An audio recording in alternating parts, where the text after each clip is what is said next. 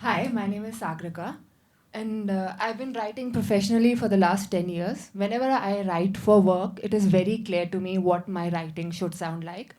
But doing that for myself, figuring out my own writing voice has been a pretty existential question, and I'm sure it is something that a lot of us think about. In my talk today, I will go through a few concepts of voice and then talk about more how you can discover your own voices and develop it. The agenda is not to talk about good writing or bad writing, but to figure out how we can write more like ourselves. So, what is voice? Your voice is your writer's personality. It is a reflection of you. It is how people start relating your writing to you. And like how most of us, like all of us, have a personality, all of us also have a writing voice. And just as abstract and our personalities are, our writing voices are also pretty abstract and not something that we can easily define. These are some of the things that make up your voice, but none of these things alone are your voices. Say, Sashi Tharoor uses a lot of uncommon vocabulary when he writes, and that does make his voice very recognizable, but it would be unfair to say that that is his writing voice, because there's a lot of wit in what he writes and how he writes. Does your voice always need to be consistent? Your voice does need to have some consistency because that is how you will build a voice that people are easily able to recognize and associate with you. Having said that, you write in your own voice, but you change your tone of voice. So the same person can write something that is happy, that is something angry, reflective, poetic, and all, but they do not change their style of writing.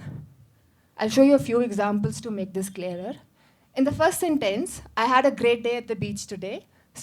Sunshine, waves, snacks, basically a perfect little escape. Whereas the second sentence reads, I had plans for a beach day today, but the weather had other ideas. Apparently, even the sky cancels plans now. Now, both of these writings have a similar wit to them, but the tone is completely different. Someone is happy and someone's pretty disappointed in the second sentence. In my second example, the first sentence reads, the beach wrapped the day in sunlight and sea breeze, leaving me with a full heart.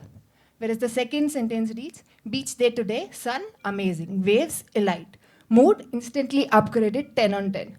The second writing is much more playful than the first one, though both of them seem to be written from a very happy mood. So your voice does not change, but your tone of voice will change. I thought it was someone else. I would have cut it earlier. So your tone of voice changes, your voice does not change.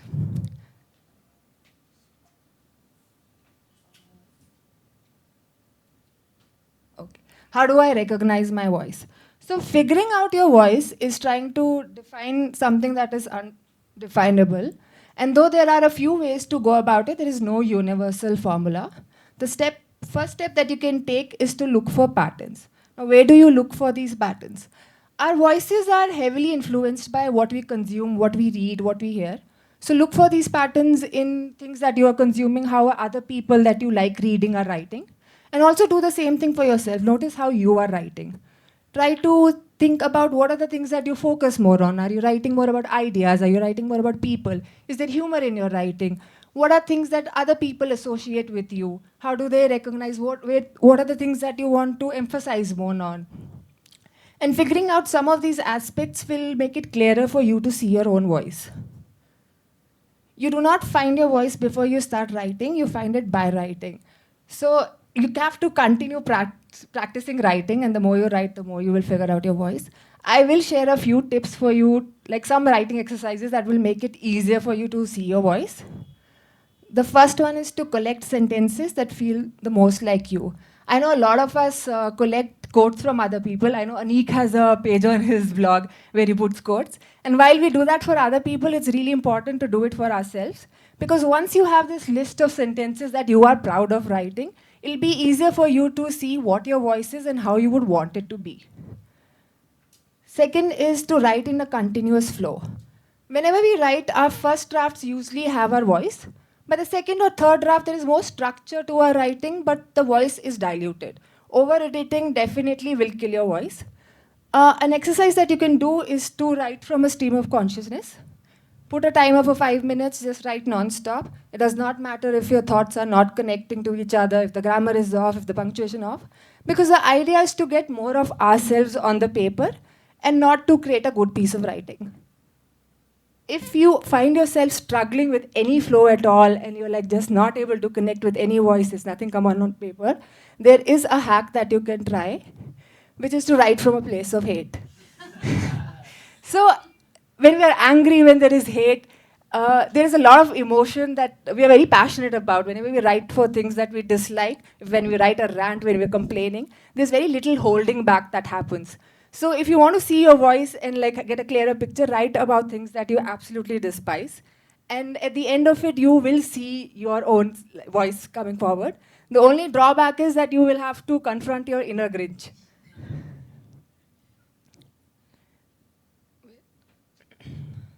So this is a poem I really like. I'll read it for you. I'd like to be a deeper person, to channel the torrents of my emotions, to weather the droughts of anxiety, to sort through the debris of memory. But when I try to find a bridge, I'm stranded by self-consciousness. What if your voice is boring? What if you've done the exercises, you saw your voice and you don't like it?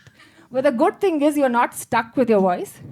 Just like you can grow and develop, your voice will also grow and develop. Keep practicing, keep writing. It is not something that will happen overnight, and it is not something that you do once and you're done. Like you will have to continuously keep doing it as long as you're writing. A good writing voice has a few characteristics. It's very specific. It has to have some passion or emotion, and it has to have a perspective that is unique to you. The people that are able to more honestly define or like describe a situation, their voices are very distinct. And that is what makes it like a good read or like you're able to relate to the writer. For example, I had a sad day versus I sat in my parked car for 20 minutes because I did not want the day to continue. In the second sentence, a lot more of me shows up and it's easier for the reader to also see me in my writing. Take time to discover your voices. It is not something that you can do before you start writing or when you are writing. Your voice is something that is inherently yours and it's like breathing. If you start thinking about breathing, there is going to be an uneasiness with it. Especially now when AI is writing for so many of us, it is important to know what your voice sounds like in that AI mush. Repeat this process as many times as you need. It is not something like if you start feeling like your voice, you're like disconnected from your voice, it's not speaking to you anymore. Go back and find the second thing you hate the most and write about it. And that will help you maybe come closer to your own voices. I hope these help and good luck finding your voices.